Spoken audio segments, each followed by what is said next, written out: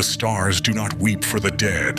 They merely remember, and they remember everything. Fragment recovered from the ruins of Luna Forge, C. M24. Before the Imperium, before the Ecclesiarchy whispered of gods, there was only man. And man was a god unto himself.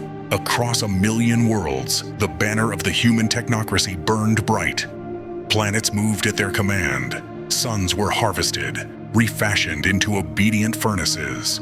The warp, once a howling void, bent under the stabilizing will of machine minds called the logic engines.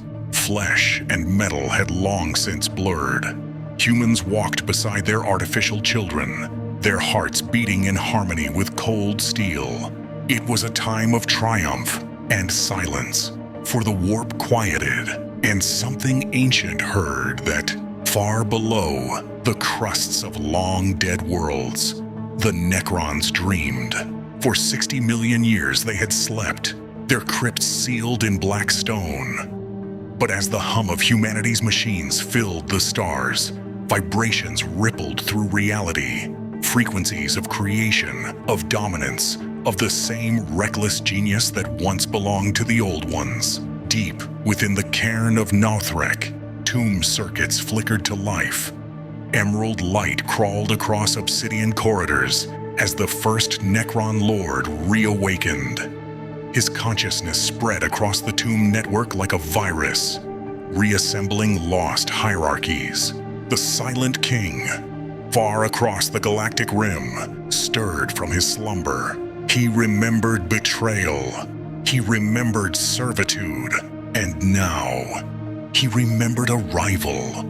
The galaxy dares to breathe without our permission once more. He spoke, his voice like the grinding of stone. Then let us teach them silence again. At the height of the dark age of technology, humanity had no fear of gods. The omni-minds of Mars conversed in equations that even quantum deities could not unravel. The Solar Collective commanded fleets of sentient dreadnoughts whose minds were stars themselves.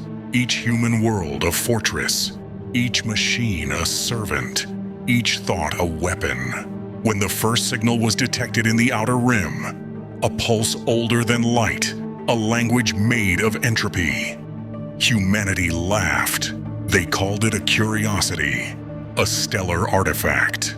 They did not know it was a warning. The first contact came at the Epsilon Eridani frontier. The exploration fleet Argent Crown approached a barren world of obsidian plains.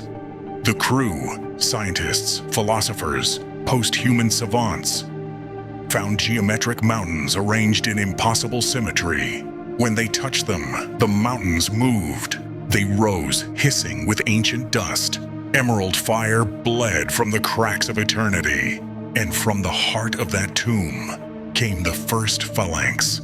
Skeletal warriors in ranks, their eyes burning with contempt for the living. The Argent Crown sent one transmission before it vanished. We have found death, and it remembers us. Within weeks, entire sectors went dark. Stars dimmed, planets fell. The Necron reclamation fleets swept across the void in perfect mathematical formation. Human orbital arrays vanished into nothingness, their matter erased, rewritten into monoliths of black crystal. Humanity retaliated. The Solar Collective unleashed its Iron Dawn protocols. Weaponized singularities, void collapse cannons, logic virus storms. The Necrons endured all.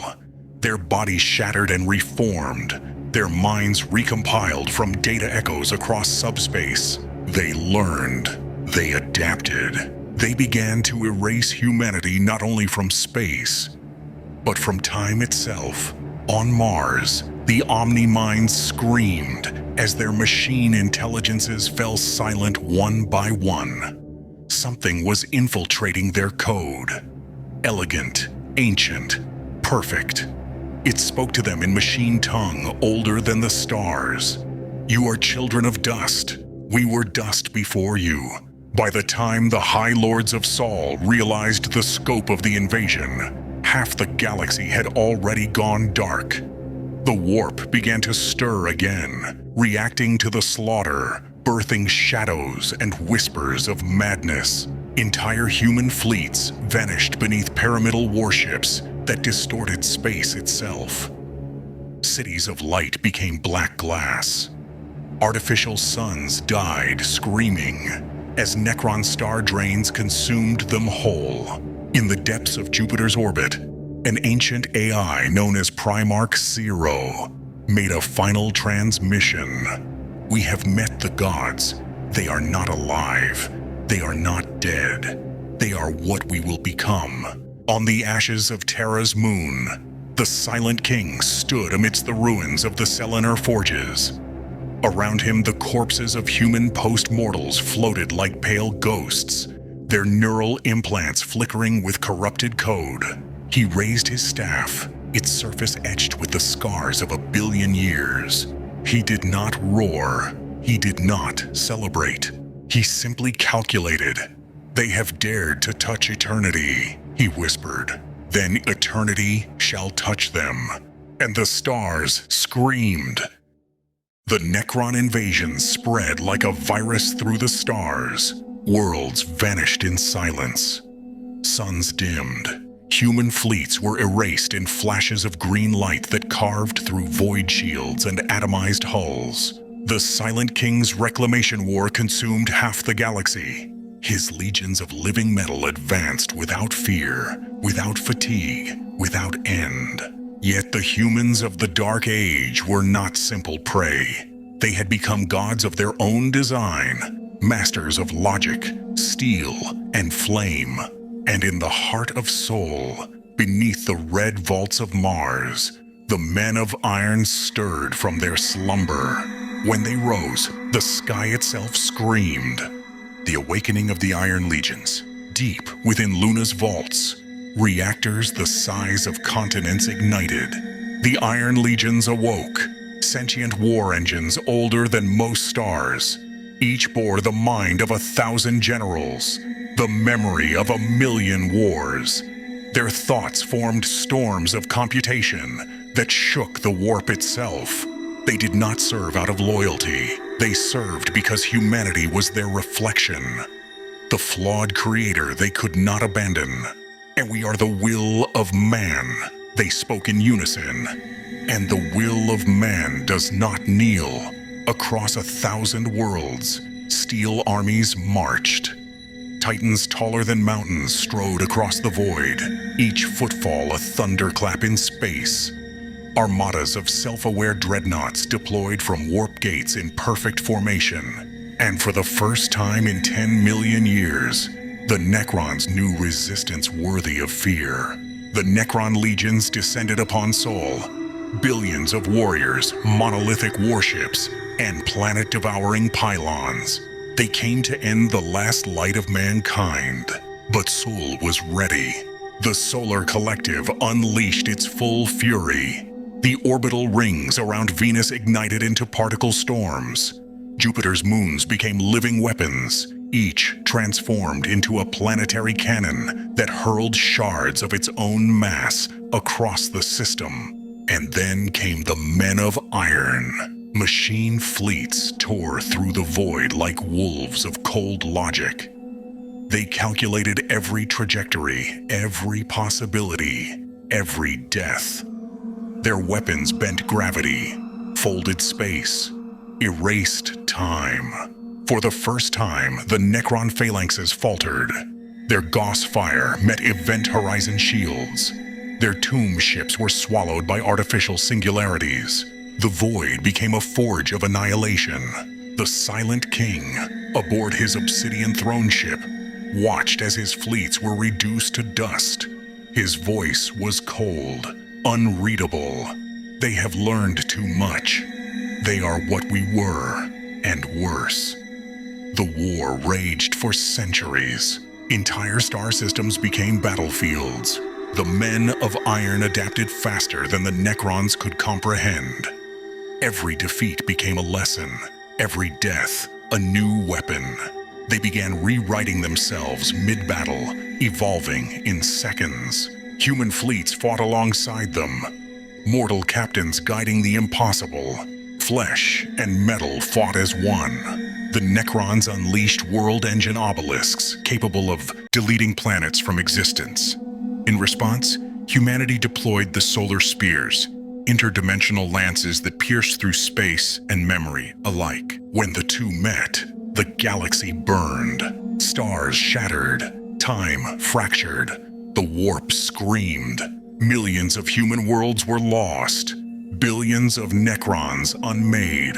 Yet slowly, inevitably, the necron advance broke.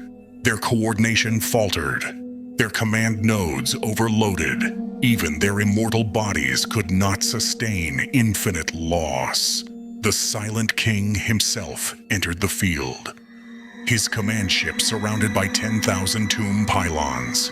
He fought like a storm of precision and hate, his war scythe cutting through fleets until the men of iron surrounded him. 10,000 thinking war machines, each a god in its own right, turned their gaze upon him. "You are obsolete," they spoke.